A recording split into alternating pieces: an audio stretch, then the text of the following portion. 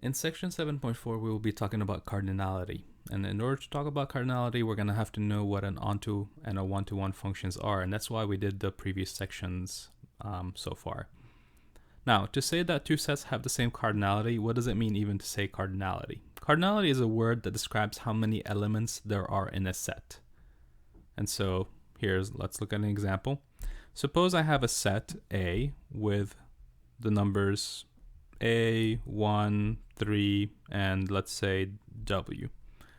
If I asked what is the cardinality of A, first of all, I could either use absolute values to talk about cardinality, or sometimes we write n of A. Basically, what you have to do is count how many elements there are inside. So 1, 2, 3, and 4. So the cardinality of A is 4. So that's the n. Now, if you have finite sets, sometimes like this one, it's easy to count the number of sets, or the number of elements rather. It's just 1, 2, 3, 4, you count them, and that's it, the n. Now, the concept of cardinality becomes really important when we're talking about infinite sets. So we want to be able to compare infinite sets, like the set of integers, the set of odd numbers, the set of even numbers. We want to talk about whether they're equal in cardinality or not. So how do you know that two sets are equal in cardinality? How do you know that two sets have the same cardinality? Well, suppose I have a set B over here, and it has, the elements, I don't know, X, Y, W, and T. Well, intuitively speaking, you know that the set B has basically also 4 elements. Why? Because 1, 2, 3, 4. I mean, you can count them. You can literally count them on your one hand, and you can decide that there are 4 numbers in there, or 4 elements, or 4 letters, whatever. 4 things inside the set B. Now, like I did, I could count one by one, or there's another way of doing the count without counting the elements of B. If we can find a function that goes from the first set to the second set that is one-to-one and onto, then we can prove that the two sets have the same cardinality. So like, for example, I can make an A go to Y, I can make the 1 go to T, I can make the 3 go to W, I can make the W go to X. In this way, the function I described, in this case the one in pink, takes a number from the first set into a number from the second set. This function takes the numbers A to Y, and so on and so forth.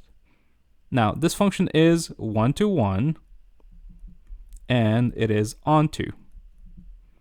So what does that mean? That means every element in the first set is going to have an image, and that also means that every element in the codomain is going to have one preimage. And the special thing about the function, since it's one-to-one and onto, everything is unique. So A has only one image, which is Y. Y has one single preimage, which is A. So I'm basically building a relationship between the first set and the second set, and this relationship is one-to-one and onto. And that would mean that the sets now have the same size. So if I know information about the set A, I can automatically know information about the set B. And that's what we're basically given with the definition that we have in this first page. We say that two sets have the same cardinality if and only if there's a one-to-one correspondence from the set A to set B. So in other terms, if you can find a function that is one-to-one and onto from set A to set B, then we will say that the sets are equal in cardinality. In other terms, they have the same number of elements. Now, some important things to know about cardinality. The function of cardinality itself is reflexive. So in other terms, A has the same number of elements as A.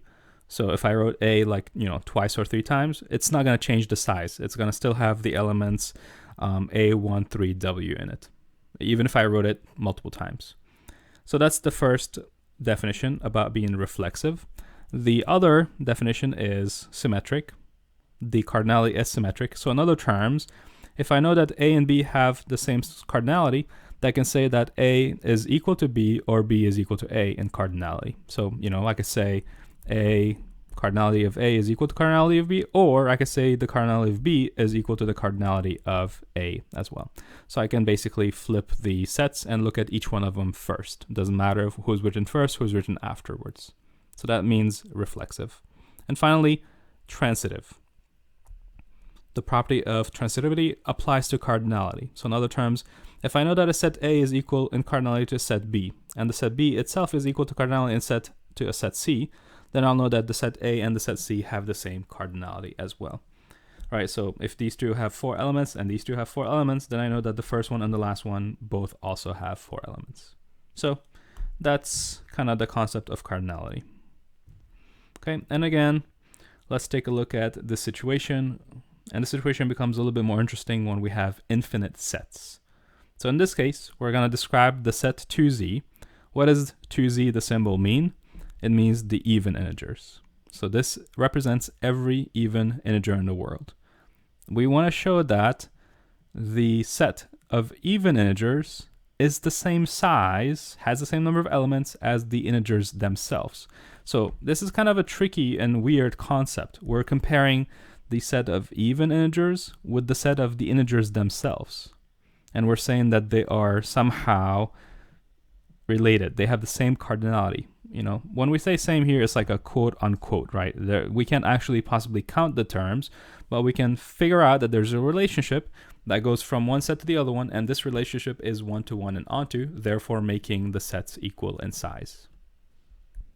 So how can I do this problem? How can I show that the two sets have the same cardinality? Well, in order to do that, I'm going to have to find the function, like I described, that basically would be a 1-to-1 correspondence going from one of the sets into the other one. And in this case, the function that I'm going to use is going to be the following function. It goes from the set 2z, the even integers, into the set z, which is the set of all the integers. And what it does is it takes the number that you want from the domain, from the 2z, and it divides it by 2. And by dividing it by 2, we're going to get all the possible integers. And I'm going to show you that this function is 1-to-1 and onto. And because of that, it will turn out that the function is a 1-to-1 correspondence, which means that the sets 2z and z have the same cardinality. So I'll do that in the next video.